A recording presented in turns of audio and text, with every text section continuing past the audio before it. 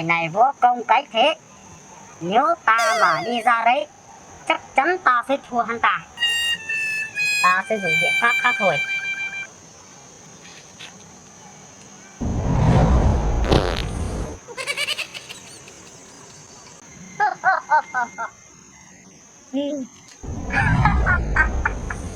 Ngươi là ai?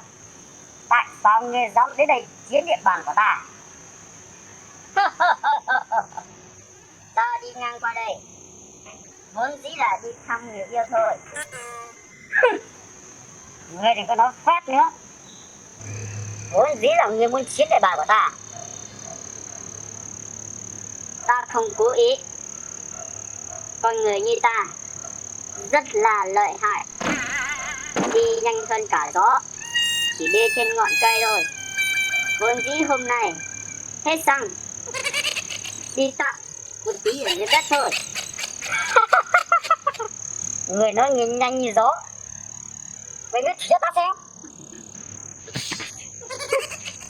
Không chưa? Không chưa? À, người có giỏi thì ngươi ra cái làm lại lần nữa đi. Ngươi đợi xem.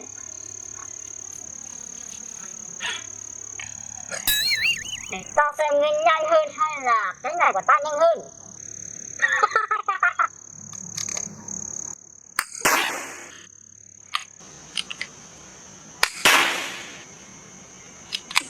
Vâng, giết của ngươi đâu. Nói ra thì cũng ngại, là do đứa đấy tao biến hình nhanh quá, tao quên mất đeo thôi. Ngươi là cái thá gì mà dám xỉ nhục ta? Ở trong địa bàn này của ta, ta là đệ nhất rồi. Ngươi tưởng ta thích ở địa bàn của ngươi hay sao? Vậy thì ta sẽ cho ngươi biết tay. Ngươi hãy cút ra khỏi địa bàn của ta, hoặc là ta sẽ giết chết ngươi. Ta sẽ biến hình cho ngươi xem.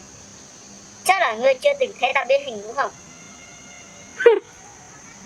Vậy thì hai người hãy đi thật nhanh, nếu không ta sẽ không tha cho ngươi đâu.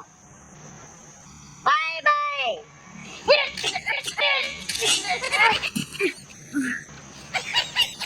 Lấy tí thôi.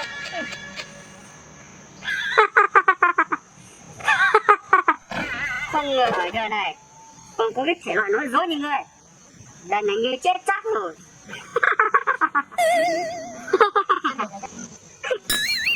Lần này ngươi chết với tôi rồi. Cái gì đấy? Tại sao muỗi cám thế nhỉ? Những con muỗi này nuôi không có tác dụng gì cả. Bây giờ ngươi chỉ còn hai lựa chọn. Đó là cởi cái mặt nạ của ngươi xuống, hoặc là tao sẽ giết cái người ở đây. Ngươi chọn đi.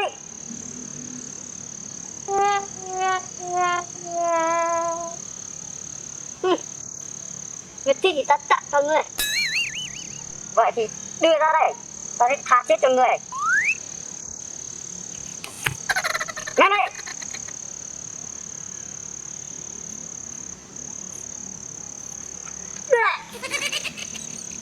Ngươi cởi cả cái khẩu trang nhé.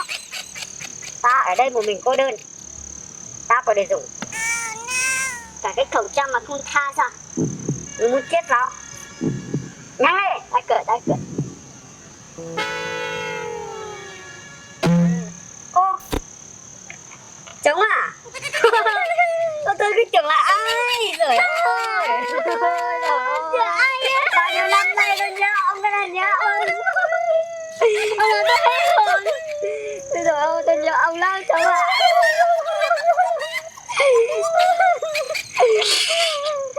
Tại sao ông đi phát đây mà ông lại còn không nói cho tôi biết cái gì cả. Tôi hết xăng đi tán gái đi bảo tôi cong nha chứ. Ông là tôi hay hồng tôi sợ quá. Tí thì tôi bắn chết ông. Thế bây giờ là đi tán gái à? Đi tán gái. Rồi hết xăng mà thương. Thế thì đi ra đây tôi cong ông đi cho nó nhanh, không gái nó lại chờ lâu.